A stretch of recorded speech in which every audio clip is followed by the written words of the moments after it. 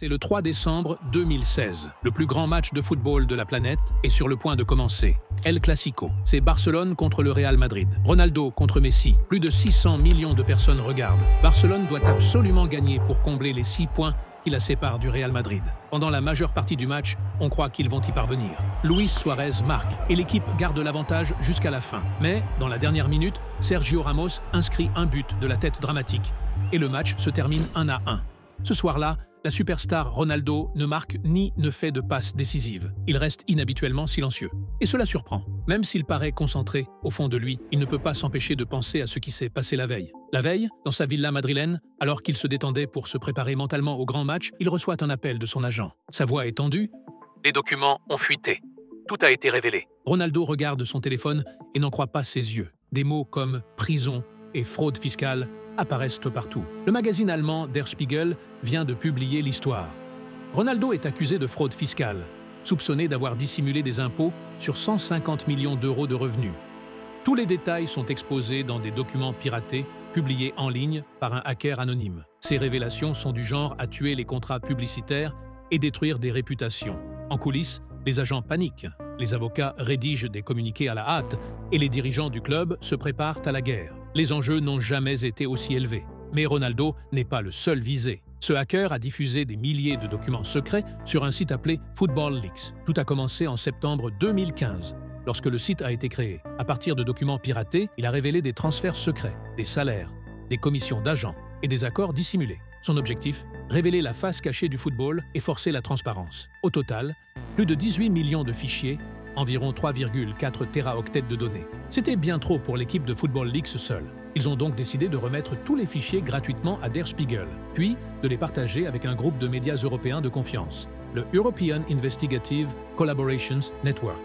Les révélations et les premières secousses. Ce groupe comprenait des médias prestigieux, El Mundo en Espagne, L'Équipe en France, The Sunday Times au Royaume-Uni et d'autres encore. Des journalistes à travers toute l'Europe ont travaillé pendant des mois à vérifier les documents, croiser les emails, les contrats et les relevés financiers. Ils ont reconstruit les histoires pièce par pièce, dévoilant des montages fiscaux, des commissions occultes et des accords jamais vus par le grand public. En décembre 2016, les premières grandes révélations éclatent. Elles concernent l'affaire fiscale de Ronaldo, mais aussi d'autres détails étonnants. Par exemple, un contrat de sponsoring où il aurait gagné 1 100 000 d'euros pour une seule journée de séance photo avec une entreprise de télécommunications saoudienne. À partir de là, les fuites continuent pendant des années, secouant le monde du football à chaque nouvelle vague. Le cas de Gareth Bale refait surface. Le Real Madrid avait toujours affirmé avoir payé environ 91 millions d'euros à Tottenham pour le recruter. Mais les documents piratés révèlent que le vrai montant est de 100,8 millions d'euros, ce qui fait de lui le joueur le plus cher du monde à l'époque. Neymar est lui aussi exposé. Son salaire réel au FC Barcelone devient public. Même José Mourinho, Mbappé et Messi apparaissent dans les fuites. Un contrat montre que Messi pouvait toucher jusqu'à 555 millions d'euros sur 4 ans, avec un salaire annuel d'environ 71 millions d'euros. Enfin, de grands clubs sont accusés d'avoir gonflé artificiellement leurs contrats de sponsoring pour contourner les règles du fair play financier de l'UEFA et éviter les sanctions. Ces révélations prouvent que le football n'est pas qu'un simple jeu sur le terrain. C'est aussi un jeu de pouvoir, d'argent et de deals secrets. Et puis, un jour, John, le pseudonyme choisi par le hacker, sort du silence, tout en gardant l'anonymat. Il commence à parler à la presse, expliquant pourquoi il a divulgué les documents sans jamais révéler sa véritable identité. Les journalistes le décrivent. Il vivrait dans une ville d'Europe de l'Est, fan absolu de football,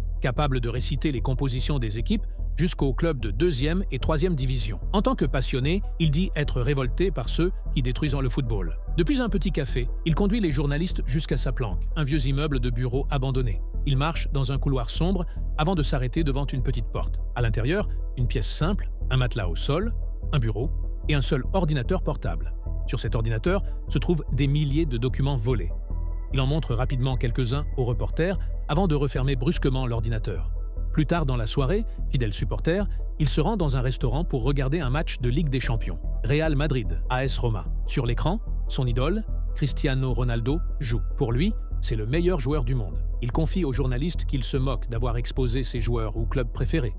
Ce qui compte pour lui, c'est la justice, pas la popularité. Et il ajoute qu'il ne craint pas vraiment la police. Ce qui l'inquiète réellement, explique John, ce ne sont pas les policiers. Ce qui lui fait peur, ce sont les noms kazakhs et turcs liés à une mystérieuse société de marketing sportif appelé Doyen Sports. L'un de ces noms, Tevfik Arif, est celui d'un homme d'affaires influent, soupçonné d'avoir trempé dans des affaires douteuses à travers le monde. Une simple recherche Google fait apparaître des mots comme mafia et meurtre. Doyen était une agence géante, connue pour contrôler des joueurs via des accords de propriété tierce, un système où l'agence détient une part des droits économiques d'un joueur. John divulgue leurs contrats secrets, révélant les pourcentages exorbitants que l'agence prélève sur les transferts. Il leur a causé de lourds dégâts. Et maintenant, ils veulent se venger. Les accords cachés et les contrats offshore de Doyen leur assuraient pouvoir et profits colossaux. En exposant tout, John ne les a pas seulement embarrassés, il a mis leur empire en péril. Aux yeux du public, ils passent pour des méchants, traitant les joueurs comme de simples actions en bourse. Soudainement, plus personne ne veut travailler avec eux et leur influence commence à s'effondrer. C'est pour cela qu'ils prennent l'affaire si au sérieux et qu'ils sont prêts à tout faire pour le faire taire. Un matin, dans un appartement londonien, le patron de Doyen, Nelio Lucas, ouvre son ordinateur portable. Il découvre un email d'un expéditeur mystérieux, Artem Lobazov. C'est le premier contact avec John. La fuite est beaucoup plus importante que vous ne pouvez l'imaginer. L'ensemble de l'opération du groupe Doyen est connu. Tout cela, et bien plus encore, peut apparaître en ligne. Je suppose que vous ne voulez pas que cela arrive, n'est-ce pas? Mais nous pouvons discuter. Je n'ai aucun intérêt à vous nuire, ni vous, ni vos collaborateurs. J'ai même du respect pour votre ascension dans le monde du football. Je ne sais pas qui vous êtes, mais dites-moi ce que vous voulez. Une donation généreuse. Et vous pouvez être sûr que toutes les informations seront supprimées immédiatement. C'est à ce moment précis que le chantage commence. Mais avant de voir comment ce jeu dangereux va se terminer, revenons à Ronaldo. Le procès de Ronaldo et le double Irish. Nous sommes en janvier 2019, à Madrid. Ronaldo est assis sur le banc des accusés. Sa demande d'entrer discrètement par le parking souterrain du tribunal a été refusée. Il est donc contraint de défiler devant un mur de caméras. Les autorités espagnoles l'accusent d'avoir dissimulé plusieurs millions d'euros en utilisant de fausses sociétés pour échapper à l'impôt. Au cœur de l'affaire se trouve une petite société basée à Dublin, en Irlande, Multisports and Image Management, ou MIM pour faire court. Sur le papier, tout semble simple, des marques comme Nike, Tag Heuer ou EA Sports payent Ronaldo des millions d'euros pour exploiter son image, son visage, son nom et sa marque. Mais au lieu que ces paiements aillent directement en Espagne, là où Ronaldo vivait et jouait, l'argent transitait d'abord par MIM, puis prenait un détour discret vers une société écran située dans les îles Vierges britanniques. Un paradis fiscal bien connu. Ce montage reposait sur un mécanisme controversé, le double Irish. Pendant des années, de grandes multinationales ont utilisé ce système pour réduire légalement leurs impôts en transférant leurs bénéfices entre l'Irlande et des territoires offshore. Mais au moment où l'affaire Ronaldo éclate, ce montage est déjà sous le feu des critiques, certains le qualifiant carrément de fraude fiscale légalisée. Dans le cas de Ronaldo, les procureurs affirment que cette stratégie ne relevait plus de la comptabilité habile, mais bien du crime fiscal. Elle lui aurait permis de dissimuler des millions aux autorités espagnoles. Qu'il l'ait fait intentionnellement ou non, disait-il, n'avait aucune importance. La piste comptable est limpide. Ces contrats représentent environ 150 millions d'euros de revenus liés à l'image du joueur. En faisant transiter l'argent par ces sociétés offshore, il aurait éludé 14,7 millions d'euros d'impôts. Ces montages fiscaux concernaient directement les revenus d'image de Ronaldo, générés par ses contrats publicitaires. Par exemple, un accord signé avec Toyota en 2013 lui rapporta 1,9 million de dollars pour seulement 6 heures et 45 minutes de tournage, soit 4 691 dollars la minute. Toyota finança même son vol en première classe et obtint le droit d'utiliser les images pour ses campagnes au Moyen-Orient, en Algérie, au Maroc et en Afghanistan. En une seule année, 2010 à 2011, Nike réalisa 51 millions d'euros de ventes CR7, dont 2,6 millions furent reversés à la société de Ronaldo. Ces chiffres expliquent pourquoi le fisc espagnol surveillait de si près les circuits financiers entourant son image. Ces contrats comportaient aussi des clauses strictes de performance. Si Ronaldo se blessait plus de 90 jours, Nike pouvait réduire de moitié son salaire de base pour la période concernée. Ronaldo, lui, nie toute faute.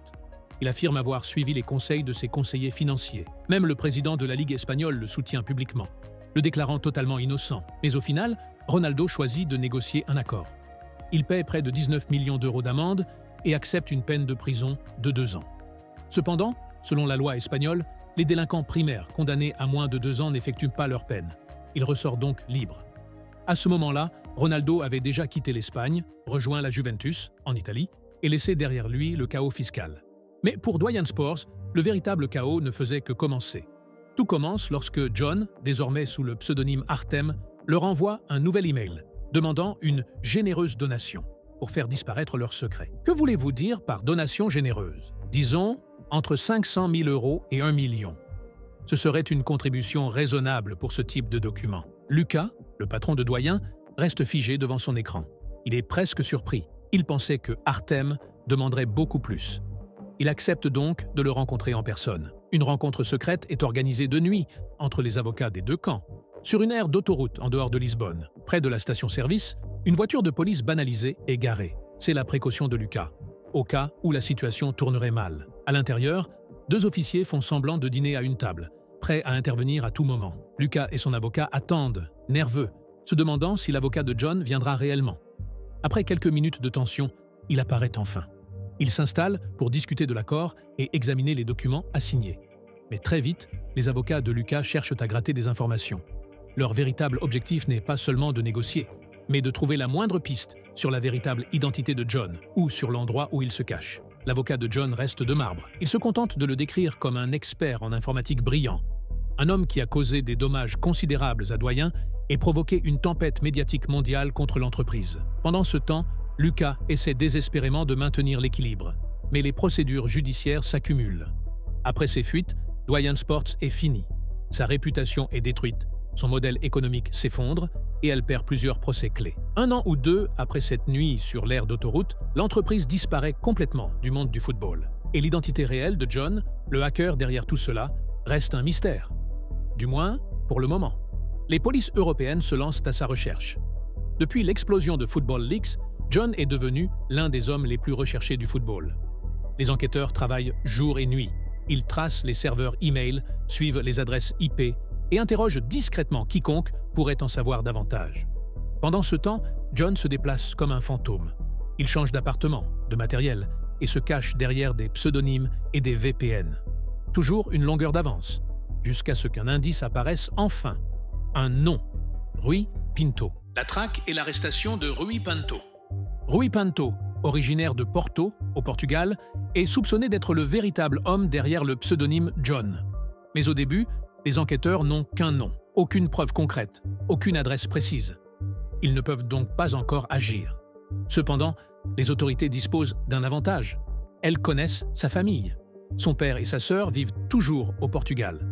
Alors, la police met leur téléphone sur écoute et les surveille pendant des mois, espérant dénicher le moindre indice qui les mènerait à Rui. Puis, un événement inattendu change tout. Le père de Rui achète des billets d'avion pour Budapest. Les enquêteurs sont convaincus qu'il part retrouver son fils, car ils savent que John se cache quelque part en Europe de l'Est. Ils le suivent tout au long du voyage, depuis l'aéroport portugais jusqu'aux rues de Budapest. Quand le père arrive devant un immeuble d'appartement et salue l'homme qui ouvre la porte, les enquêteurs comprennent immédiatement. Ils ont trouvé la cachette de Rui Pinto. C'est une percée majeure, mais pas encore la fin. Il faut confirmer qui d'autre est à l'intérieur. Y a-t-il des issues de secours? Des caméras de surveillance? Est-il armé? La police observe le bâtiment pendant des heures. Des caméras sont installées. Son activité Internet discrètement surveillée. Même ses poubelles fouillées pour comprendre comment il vit et ce sur quoi il travaille. Rui ne s'en doute pas encore, mais les mailles du filet se resserrent. Cela fait des années que les autorités attendent dans ce moment. Enfin, ils tiennent le cerveau de Football Leaks. Ou bien, a-t-il déjà compris qu'ils approchent? Et s'est-il préparé à s'échapper une dernière fois? Enfant, Rui est obsédé par l'informatique. Autodidacte, il apprend à pirater seul, passant ses nuits à explorer des recoins du web où la plupart des gens n'oseraient jamais aller. Il n'a pas été formé par une agence de renseignement, ni issu d'une famille riche ou influente. C'est juste un gamin curieux, élevé avec un vieil ordinateur d'occasion et une soif de savoir. Pour lui, révéler la corruption n'est pas un passe-temps, c'est une mission morale. Le public, pense-t-il, a le droit de savoir ce qui se trame dans les coulisses du football, de la finance et de la politique. Il admire Julian Assange, le fondateur de Wikileaks, qui a publié des documents secrets exposant des crimes de guerre, des programmes de surveillance et des secrets politiques, devenant ainsi un symbole mondial du lanceur d'alerte. Mais contrairement à Assange, Rui Pinto travaille seul. Du moins, c'est ce que la police croit. Un simple ordinateur portable, un faux nom et une mission. En 2013, bien avant Football Leaks, il pirate la Caledonian Bank, située aux îles Caïmans. Il y télécharge des données sensibles et aurait détourné environ 300 000 €. Mais il ne s'intéresse pas qu'aux banques, il veut exposer la corruption partout. Des années plus tard, Il joue un rôle clé dans Luanda Leaks, une enquête gigantesque sur Isabel dos Santos, la femme la plus riche d'Afrique. Les fuites révèlent comment elle a détourné des centaines de millions de dollars hors d'Angola, via des sociétés écrans et des comptes offshore. Pour Pinto, tout cela dépasse l'argent ou la célébrité. Il se voit comme un lanceur d'alerte en mission, convaincu que le monde mérite de connaître la vérité sur ce que cachent les puissants. Ses premières opérations posent les fondations de ce qui deviendra son œuvre la plus marquante, Football Leaks. Mais désormais, la police l'a localisé à Budapest. Le matin suivant la découverte de sa cachette, les autorités ne se précipitent pas. Elles passent toute la nuit à observer l'appartement, vérifiant chaque détail pour s'assurer qu'il ne leur échappe pas une dernière fois. Au lever du jour, l'opération commence. La police hongroise encercle l'immeuble. Les agents montent les escaliers étage par étage, sachant qu'ils sont sur le point de rencontrer l'homme qui a ébranlé le monde du football. Quand ils frappent à la porte, il n'y a aucune issue. Rui Pinto est arrêté sur le champ. À l'intérieur, les policiers trouvent son ordinateur portable, des disques durs et des téléphones, tous remplis de millions de documents, contrats, emails et accords secrets, contenant les plus sombres secrets du football mondial. En un instant, le hacker sort de l'ombre. Celui qui avait fui pendant des années est enfin capturé. Âgé de 30 ans, il est extradé vers le Portugal pour y être jugé. Là-bas, il est accusé de tentative d'extorsion, d'accès illégal à des données et de vol d'informations provenant notamment des 3 plus grands clubs du pays. Mais son arrestation, ce n'est pas la fin de l'histoire. Pas même le début de la fin. Le procès, entre crime et conscience. Rui Pinto est menotté, mais ce qu'il laisse derrière lui est encore plus explosif. Les enquêteurs découvrent plus de 3,4 téraoctets de données sur ces appareils, plus de 18 millions de documents confidentiels. C'est la plus grande fuite de données de toute l'histoire du sport. Dans ces fichiers se trouvent les secrets des élites du football. Des clubs comme Manchester City, le Paris Saint-Germain, des agents influents, des fédérations et même des fonctionnaires fiscaux. Pendant que le monde entier lit ces révélations, la situation au Portugal s'envenime. Certains le traitent de criminel, un hacker ayant franchi la ligne rouge. D'autres le voient comme un héros. Il reçoit des milliers de menaces de mort venues de supporters furieux. Mais quoi qu'on en pense, une chose est claire, la vérité est désormais sur la table. Et maintenant, Rui Pinto doit répondre devant la justice. Ce n'est pas la vie qu'il avait imaginée, mais au fond de lui, il savait que ce moment finirait par arriver. Il s'y était même préparé, au cas où tout tournerait mal. Bien avant son arrestation, alors qu'il vivait encore caché à Budapest, il avait contacté William Bourdon, célèbre avocat français, connu pour avoir défendu Julian Assange et Edward Snowden. Les deux hommes se rencontrent à Budapest. Pinto raconte tout, les fuites, les risques et ce pourquoi il se bat. Bourdon accepte de l'aider, mais le procès aura lieu au Portugal. Il fait alors appel à Francisco Teixeira de Mota, un avocat portugais respecté, défenseur des journalistes et de la liberté d'expression. Ensemble, ils décident de plaider que Rui n'est pas un pirate, mais un lanceur d'alerte. Depuis l'enfance, Rui n'était pas comme les autres. Pendant que les gamins jouaient dehors, lui restait devant son ordinateur. C'est un immense fan de football, fidèle supporter du FC Porto. Mais à l'école, c'est une autre histoire. Les professeurs se souviennent de lui comme d'un élève brillant, mais uniquement lorsqu'il en avait envie. Il sèche souvent les cours, préférant apprendre seul tout ce qui touche à l'informatique et à la sécurité. Presque tout ce qu'il sait du piratage, il l'a appris par lui-même. Et contrairement à ce qu'on pourrait croire, il n'a pas abandonné. Il a obtenu son diplôme et, en 2008, il a commencé des études d'histoire à l'université de Porto. En 2013, il part en programme d'échange à Budapest. C'est là, au cœur de l'Europe de l'Est, que toutes les pièces du puzzle s'assemblent. Ses compétences, sa mission et son futur rôle comme le hacker qui allait secouer le monde du football. Le verdict. Le jour du jugement, Rui Pinto se tient devant le juge, écoutant calmement la décision. Il est reconnu coupable de plusieurs chefs d'accusation, notamment tentative d'extorsion, accès non autorisé à des données et violation de communication privée. Les preuves sont solides. Il a enfreint la loi. Mais le tribunal reconnaît aussi autre chose. Rui n'a jamais agi pour s'enrichir. Il n'a pas vendu d'informations aux plus offrants. Il a révélé la corruption et permis l'ouverture d'enquêtes internationales à travers l'Europe. Plutôt que la prison, le juge lui accorde une peine de 4 ans avec sursis. Tant qu'il ne commet pas de nouveaux délits, il ne fera pas un jour de détention. Rui Pinto sort donc libre, mais pas blanchi. Selon les uns, c'est un criminel. Selon les autres, un héros. Les séismes après Football Leaks. Les fuites de Rui Pinto n'ont pas seulement mis à nu des joueurs et des agents. Elles ont ébranlé les fondations même de certains des plus grands clubs du monde, notamment Manchester City. Dans les archives de Football Leaks, les journalistes découvrent des emails internes et des documents confidentiels mettant en doute la transparence financière du club. Ces éléments montrent comment certains dirigeants auraient tenté de dissimuler des fonds ou de gonfler artificiellement des contrats de sponsoring pour respecter, en apparence, les règles du fair play financier imposées par l'UEFA. L'affaire explose. En 2020, l'UEFA ouvre une enquête majeure. Après plusieurs mois d'investigation, le verdict tombe. Manchester City est banni des compétitions européennes et condamné à une amende de 30 millions d'euros pour violation des règles financières. Mais le club fait appel. Et à la surprise générale, le tribunal arbitral du sport annule le bannissement et réduit l'amende à 10 millions d'euros. Juridiquement, City s'en sort. Médiatiquement, l'image du club est entachée. Certains clubs envisagent même de poursuivre Manchester City en justice pour réclamer les primes perdues en raison de cette concurrence faussée. L'histoire, elle, est loin d'être terminée. Les enquêtes, les fuites, les débats moraux se poursuivent. Rui Pinto, lui, est libre. Mais il reste un homme entre deux mondes. Pour certains, il demeure un pirate informatique, coupable d'avoir violé la loi et menacé la sécurité des institutions. Pour d'autres, il est un symbole de courage, un lanceur d'alerte moderne, celui qui a osé dévoiler le vrai visage du football mondial, fait d'argent, de pouvoir et de secrets. Une chose est sûre, le scandale de Football Leaks a changé à jamais la manière dont on regarde ce sport. Derrière le spectacle des stades et la gloire des buts, il y a des réseaux, des contrats et des manipulations invisibles. Et même si beaucoup préféreraient ne jamais les voir, quelqu'un, quelque part, finira toujours par rallumer la lumière.